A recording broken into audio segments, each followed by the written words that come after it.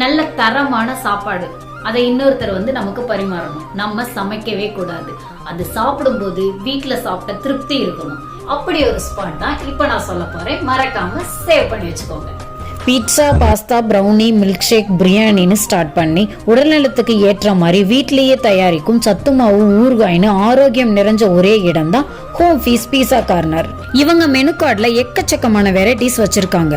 So மக்களே மறக்காம try பண்ணி பாருங்க. இது நம்ம ஆண்டிப்பட்டி டு தேனி போற வழியில இருக்கிற அமிர்தா கார்டன்ல அவங்க வீட்லயே வச்சிருக்காங்க. இவங்க நம்ம ஆண்டிப்பட்டி மற்றும் தேனிக்குள்ள ஹோம் டெலிவரியும் பண்றாங்க.